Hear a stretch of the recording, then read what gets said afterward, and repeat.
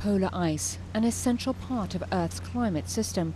Scientists say it's melting at an alarming rate, accelerating climate change. But so much of the ice is underwater or simply inaccessible that no one knows for sure how much is disappearing or how fast. The European Space Agency hopes to provide an answer.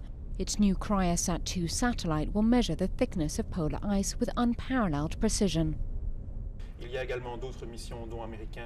There are other missions, including American ones, that study the width and volume of the ice. This is the only mission that's truly dedicated to studying the ice, thanks to its orbit and its instruments. Cryosat-2 will fly over the polar regions for at least 3 years, sending out bursts of short radar pulses every 250 meters.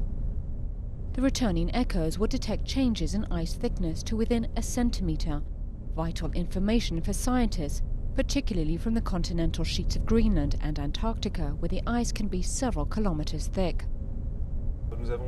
We've got overall models, but nothing on a sufficiently precise scale, so Cryosat will definitely be a huge help in answering the scientific question of whether or not the volume of ice is decreasing. The pressure is on. This is the second Cryosat satellite. The first exploded on launch 5 years ago. It was a heavy blow for scientists. Polar ice is melting faster today than the worst model predictions, so the need for hard, reliable data is more urgent than ever.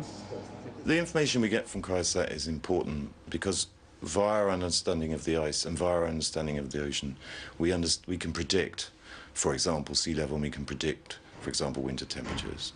This allows us to manage our coasts properly in a way that we probably don't today.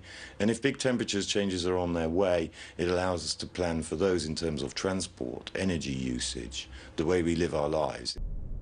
Cryosat-2 is the third of Europe's so-called Earth Explorer satellites. Essential tools in the quest to establish precisely how the Earth's climate is really changing before it's too late.